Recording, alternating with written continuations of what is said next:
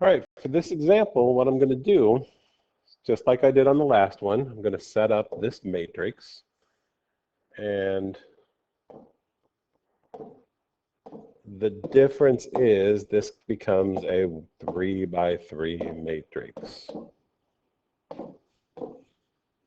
It works the same way, but just bigger.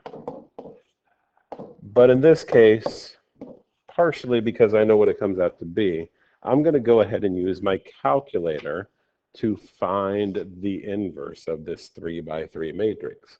So I'm going to pull up my calculator, and I've already entered in this 3 by 3 matrix. I'll show you that here in a second. So when I do this,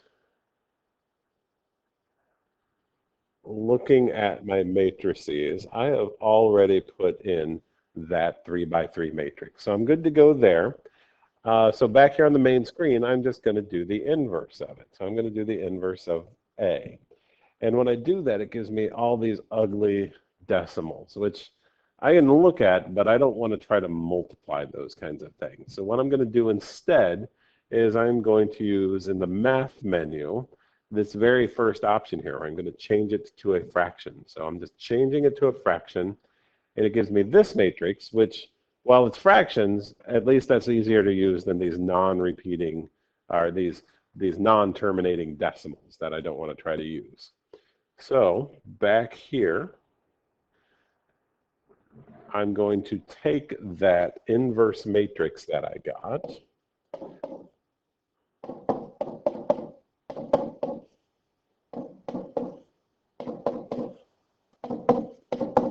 and I'm just going to multiply it by my solution matrix.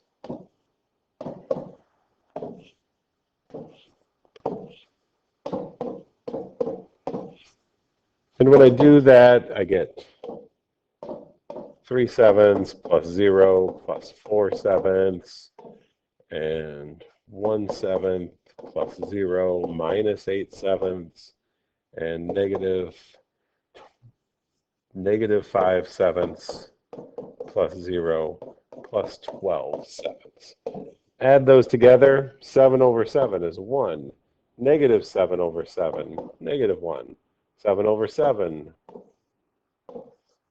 and that means my solution is 1, negative 1, 1. So I'm still going to expect you to be able to get the inverse matrix by hand, but sometimes know when it's appropriate to use technology versus when it's more appropriate to do it by hand.